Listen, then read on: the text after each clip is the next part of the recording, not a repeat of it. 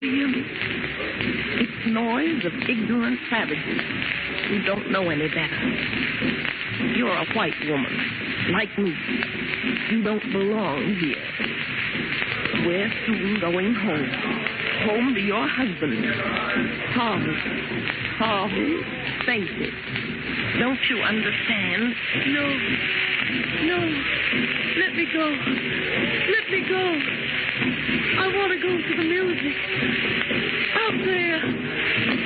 My music. I want to listen to the music. No use. That fever's gone to her brain. She can't think. She's hopeless. What can I do? It's all so hopeless. That noise is maddening. If it would only stop, I might have a chance.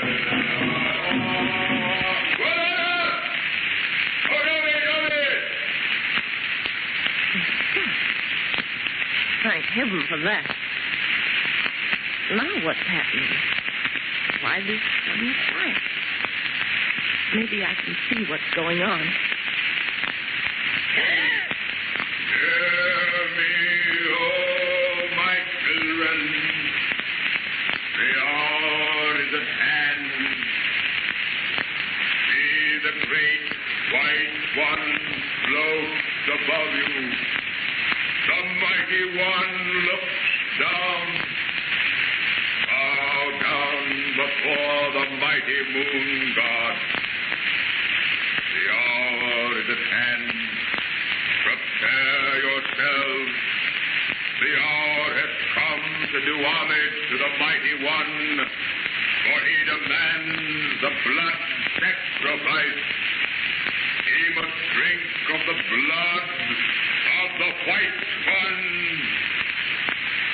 Go you, my sons, and fetch the white one, who is to be sacrificed to the mighty one.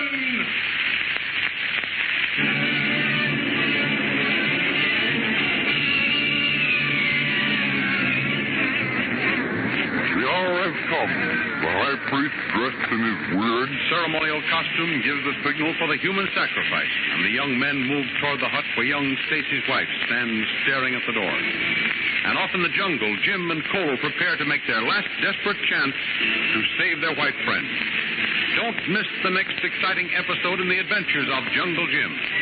Remember, you can follow these adventures in the full-color action pictures which appear in the Comic Weekly, the world's greatest comic supplement containing the best full-color adventure and comic pictures. Remember, no other comic supplement can give you the top names of Cartoonland like the list of all-star favorites to be found in the Comic Weekly.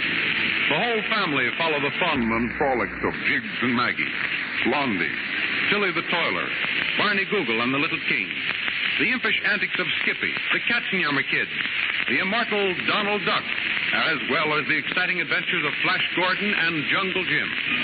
And look for the new adventure and comic strip entitled The Phantom, now being featured in full color in the Comic Weekly. Join the 11 million adults and 6 million youngsters who every week find the greatest of home entertainment in the Comic Weekly, which comes to you with your Hearst Sunday newspaper. More thrilling radio adventures of Jungle Jim will be heard at the same time next week over this same station. You've been listening to REN Radio Classics, 60 minutes of classic radio. Join us next week at this time for more REN Radio Classics.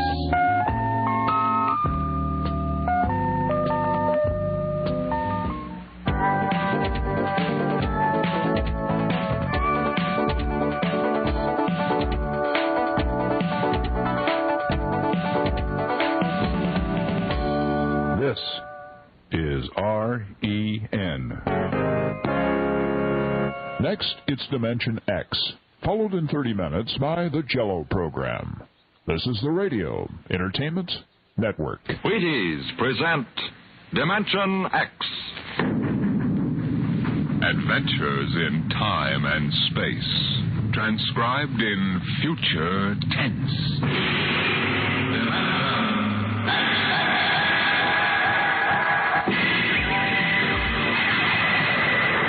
On sale stage tonight, Dimension X, another in the Wheaties' big parade of exciting half-hour presentations. I don't mean to be too personal, mind you, but have you found out how Wheaties at 7 can help at 11? It's really very easy to find out, you know, and it's mighty worthwhile. Now, what you do is this. Come breakfast time some morning real soon. Dish yourself up a bowl of Wheaties. Crisp, golden flakes, 100% whole wheat. Add some fruit, add milk, and you'll be getting some real nourishment. And at 11 a.m., I think you'll begin to understand why. Because Wheaties have it. The whole wheat energy that makes such a difference come mid-morning. Wheaties have it, and it's for you. Now, see if you don't look better, feel better, smile easier every day that breakfast begins with Wheaties. I know, I do. See for yourself how Wheaties at 7 can help at 11. It's amazing, really.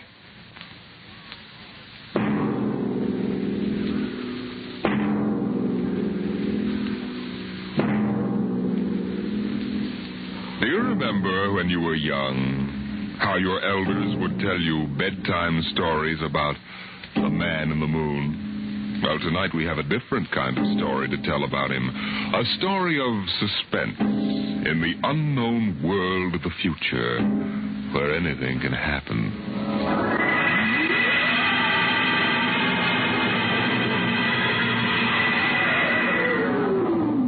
Attention. Attention. This is the Federal Bureau of Missing Persons calling all local agencies. Attention. This is a coded report nationwide.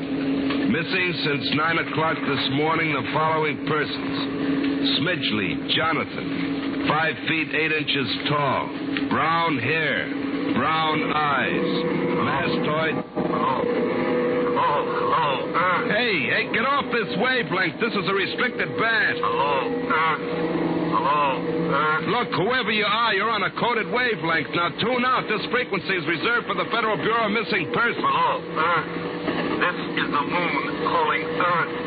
Hello, Earth. This guy's loony. Transmitting room. Jake in transmission. Jake, this is Charlie in the code room. Some crackpot's on our frequency. Yeah, I heard him, Charlie. I've got CQ trying to trace it now. Yeah, well, hurry it up, will you? Some ham's in for a good stiff fine by the FCC. They ought to take his license away. Oh, here comes Lenny with a directional fix. Yeah, Jake. I checked it 4 times. What? This is impossible, and you know it. I can't help it. Hey, what's going on down there? How about it? Get that ham out of my killer sight. Listen, Charlie, that interference is being beamed from 240,000 miles away. Oh, now, Jake, you know there ain't no such thing as 240,000 miles away. Oh, yes, there is, Charlie. Straight up. Straight? Hey, now, wait a minute. Charlie, that signal's coming from the moon. Are you nuts? Somebody might be bouncing it like a radar signal. Radar? On this frequency? Where did you study basic radio? Listen, flathead, you asked for a fix. I gave the best fix our instruments can find. Now take it or leave it. Somebody on the moon is calling the Bureau of Missing Persons.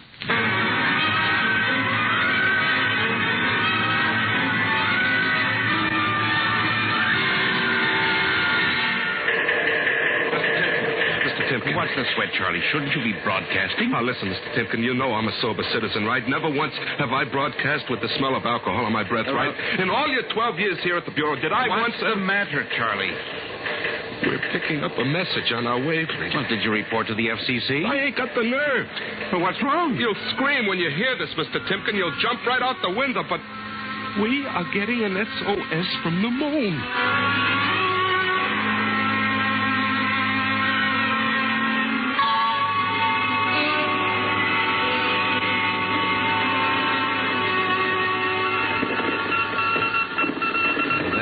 Got it.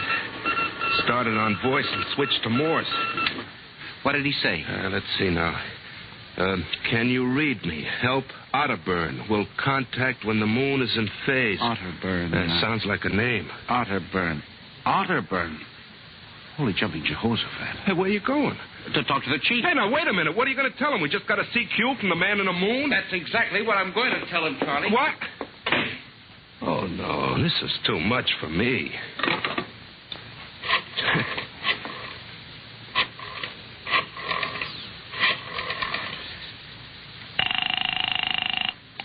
Washington Star Ledger. Let me have O'Brien on the city desk, huh? One moment. O'Brien speaking. Seamus? Yeah? This is Charlie Starbuck down at the Missing Persons Bureau. You want a hot one? No kidding. This'll cost you a beer, okay? Shoot, Buck. I'll stay in your wavelength for 30 seconds. Yeah, okay.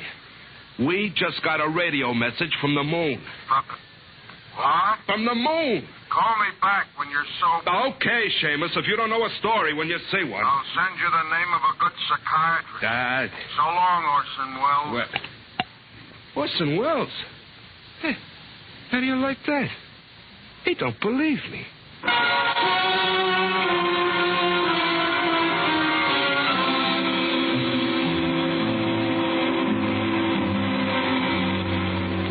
Otterburn, Mr. Wade.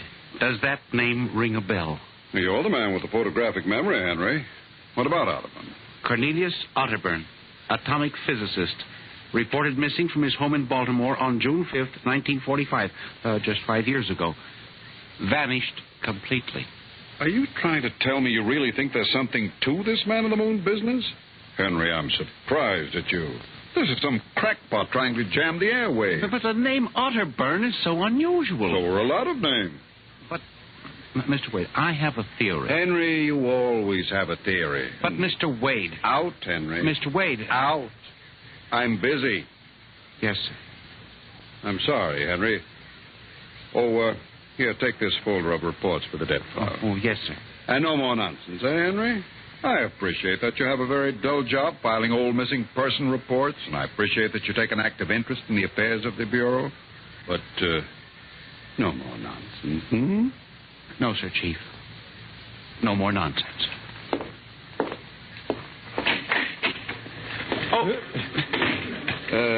Pardon me. Hmm? Are you Mr. Henry Timken? That's my name. Permit me, Jefferson Philo, scientific feature writer. May I have a moment of your time? Certainly. Just sit down at my desk right over here. Thank you. My, that's quite a stack of papers. Filing. I'm the records custodian of the Bureau. 12 years and never misplaced a record. Magnificent. Now, Mr. Timken. Yes? Mr. O'Brien, the editor of the Star Ledger, said I might drop by and investigate a rumor. Only a rumor, mind you, that a message from the, moon... Well, we aren't certain it's from the moon. It may be a bounce. They have bounced radar waves off the moon, you know. Yes, I know. I wrote the first newspaper article on it. Oh, really? Well, I'd be interested to read it. I must have a copy in my briefcase. Well, don't bother. Oh, but I insist. There you are. I'll leave it on your desk. Well, thank you very much. Now, about this message from the moon, Mr. Timken. Well, we don't know for sure, as I said. But I believe that this message, wherever it originates, is from Cornelius Otterburn. The physicist? Oh, you know him. I once wrote an article on his contribution to nuclear mechanics. A brilliant man, Otterburn, years ahead of his contemporaries. Well, whoever is sending those signals, if he isn't on the moon, is at least using the moon as a sounding board, bouncing the signal. But why, Mr. Timken? Why? Look here, Mr. Philo. If you will come here tomorrow night at 8, we may learn the answer to that question. I have arranged with Charlie, our radio man, to let me use the equipment. May I consider this an invitation? You certainly may. Very well, sir. Until tomorrow night, then. Goodbye, sir. Goodbye, Mr. Philo. Goodbye. Like a day. Now, let me see now. Well, that's funny. Where did this list of names come from? Paul Aarons, astromathematician. Robert Simons, electronic engineer. Carl Parker, mining specialist. Oh, this must have got mixed up with the papers on my desk by accident. It's a peculiar list of names. Most peculiar.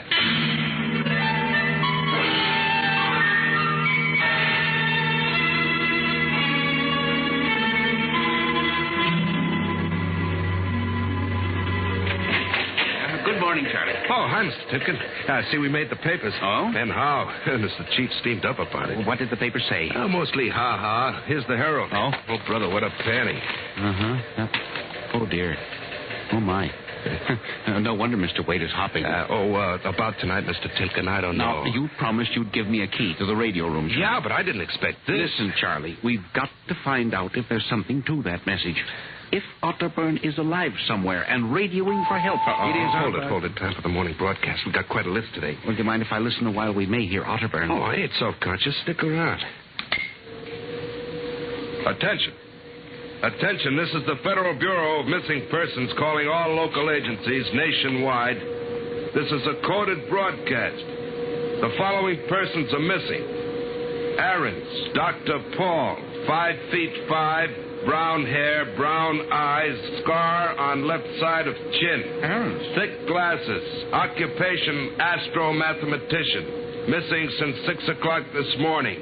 Being sought by Bel Air Police. Charlie. Repeat, Dr. Paul Aarons. Charlie, shut it off a second. Oh, now, listen, Mr. Timken. It's okay to stay, but you can't interrupt. This is important. Now, what time was Dr. Aarons reported missing? 6 a.m. We got the report from Bel Air less than an hour ago. Are you certain, Charlie? Yeah, positive. What is this? Charlie, what's the next name on the list? Let's see. Simons, Robert. What? Engineer. Came in less than 20 minutes ago. 20? What's the matter with you? You look like you've seen a ghost. Nothing, Charlie.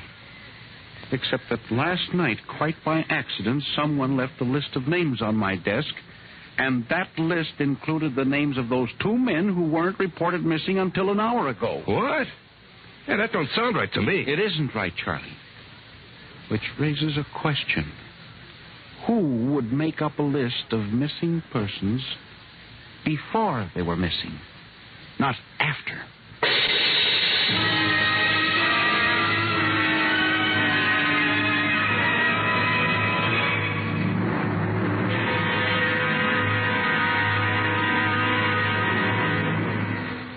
Dimension X will continue in just a moment. You know, friends, when I talk about Wheaties Breakfast of Champions, I mean something like this. Champions do eat Wheaties because they feel Wheaties give them energy they need and because they just plain like the way Wheaties taste. And even though they are champions, that isn't unusual. Sort of the way you and I look at it, isn't it? Here's Ed Prentice with a perfect illustration of my meaning. Now, young man, will you tell us what you do for a living?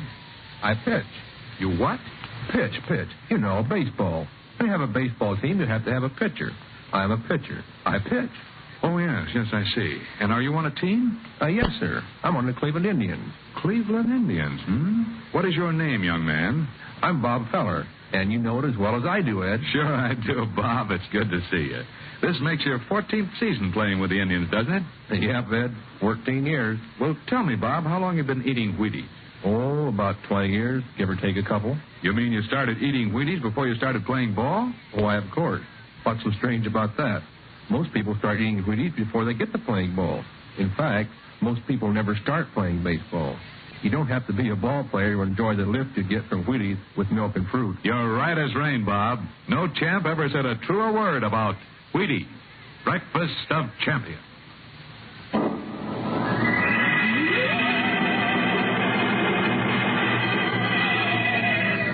And you say this list of names was left on your desk accidentally? I believe so, Mr. Wade.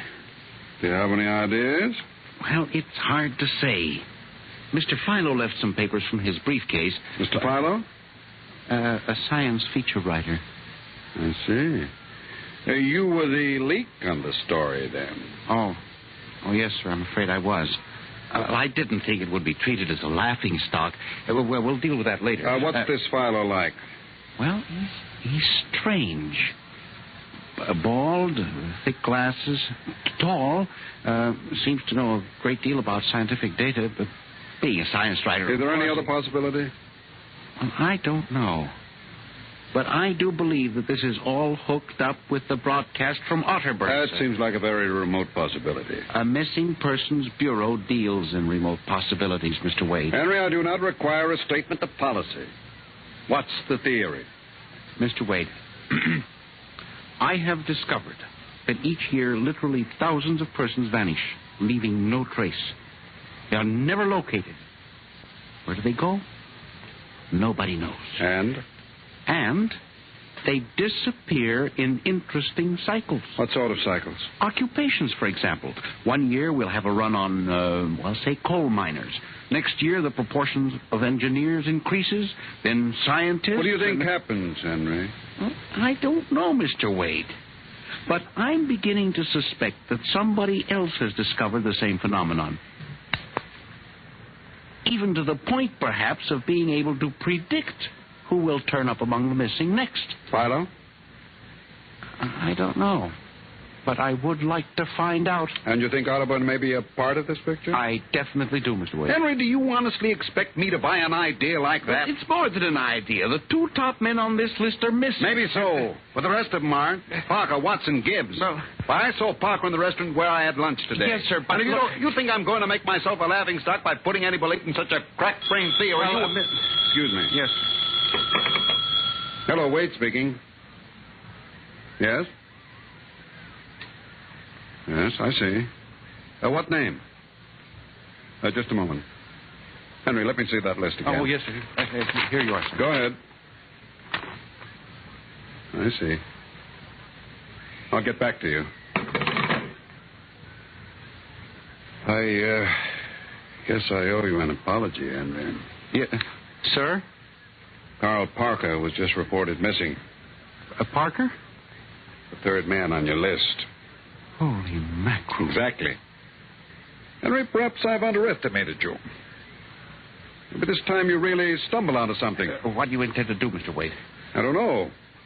I haven't thought it out yet. I was planning to listen for another broadcast tonight in the hope that Otterburn might try to contact us again. I'll join you. I also invited Mr. Philo, the science feature writer. I'll be glad to meet him. I'm beginning to get interested in your Mr. Philo. Mr. Wade, you don't think... that he's mixed up in this? I don't know, Henry. Well, Mr. Wade, let's contact the police. No, Henry, I think we're better off keeping this between ourselves for the moment. I don't want the police laughing at the Bureau if you're wrong. I don't know, Mr. Wade. Besides, there may be more danger than you realize. Let's keep it quiet. Shall we, Henry? Yes, sir. I didn't realize there was any danger.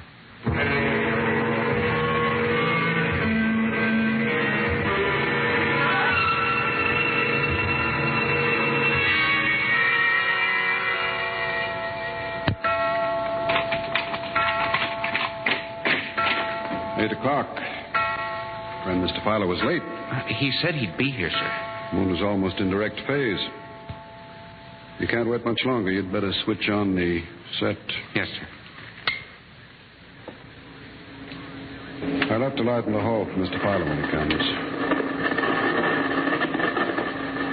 Are you getting anything? No. Just some foreign stuff. Programming from Johannesburg, South Africa. We continue in Africa. Oh, no, dear. That's a very peculiar transmission sound. That sounds like something. See if I can work the selector here. The moon is in phase. Yes, sir. Hello. Can you hear me? I'll try to return. Hello? Hello? Hello, hello, do you hear me? I get you now. Thank God. Who are you? Can you hear me? Who are you? This is Professor Cornelius Otterburn. Hello? Go on, I hear you. Not much time. They're on to me. They've located my sending point. Do you hear me? Go ahead, keep talking. I've only enough oxygen for a few minutes more. Well, where are you? I'm on the Earth side of the moon. You get that? The Earth side of the moon. A volcanic crater. Good Lord. Start that recorder, Mr. Wade. Go on, explain, please. Explain, please. Closely. There's an Earth colony on the moon. There is an Earth colony on the far side of the moon. Made up of renegade scientists and criminals. Professor Ernst Halsman. Halsman, he died in an insane asylum in 1938. Professor Ernst Halsman discovered nuclear rocket power in 1935. Turned his plans over to escaped inmates of the asylum. They took off and set up a colony on the far side of the moon in 1938. Go ahead. We're recording you. Each year, they recruit new colonists from Earth. Slave labor mostly. Some women, scientists. The oxygen problem is a big one. I was kidnapped in 1945 Yes, we know. Keep talking. They wanted me to work on atomic drive with their flying discs. Hello? We're still getting you. Go on. Six others and I escaped. Speak louder. But the charges left getting weaker. We pulled what little oxygen we had. The others dead now. They gotta arrest you. You've got to stop them. Stop them. Stop who? The moon colony. Planning to take over the Earth. Listen. They have agents on Earth. Hear me? Agents on Earth? Where? Who? Hello? Agent in... Henry, look out. The light. Someone at the window. Get down. Henry, are you all right? I think so. Oh, his shot smashed the transmitter. Strike a match. Careful. Whew, that was close. I got a look at him. From the description, it was your Mr. Philo. Well, we got a recording anyway, but not the most important part of the message. Henry, we've got to get you out of here. You said they have agents. Philo's probably one of them. He'd be looking for you now, trying to kill you. The police... You think the police would believe a fantastic story like this? People being kidnapped to the moon as slave labor? Moon colony planning an invasion of the Earth? Henry, believe me, they'd clap us into straitjackets before we could finish. We've got to do something. We need time to get proof. But we can't walk out of here. Philo's probably waiting. Well, we figure some way. Wait, I know. How? Listen. There's a service elevator that leads to the basement garage. My car is there. Mr. Wade, let's By the call time the the police get here, we'll be dead. You think Philo will wait outside all night? Come on.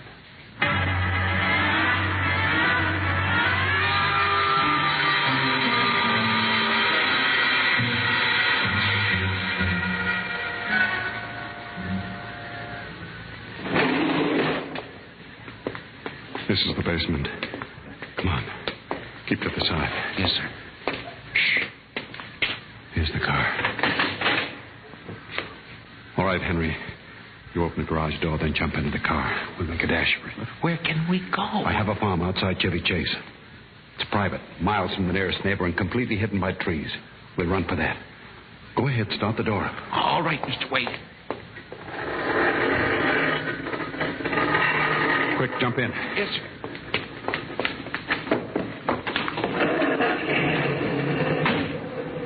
All right, here we go. Cross your fingers, Henry.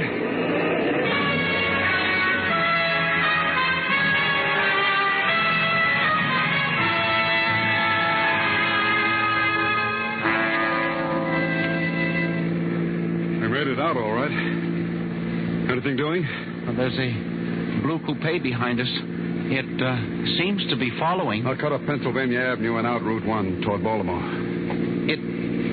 It is following. He turned with us. Can you go faster? Not much faster. He's gaining on us. Got an idea. Hang on, Henry. Yes. Why did you stop? Turn off the lights, quick.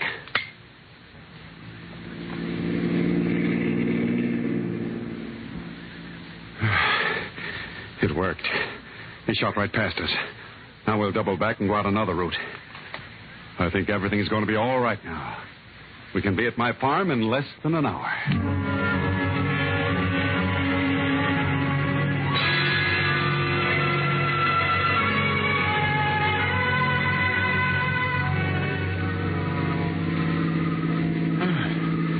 This place is really out in the wilderness, Mr. Wade. You can stay here indefinitely till we figure out the next move. Just up this dirt road now, there's a big abandoned wheat silo on my grounds. It's down in a hollow where it can't be seen except from the air. And even then, the oak trees shield it. We'll hide you out there. And we can leave the car here. We'll see. Come on. How did you ever find this place, Mr. Wade? I've always liked seclusion. Came up here to get away from it all. There's the silo.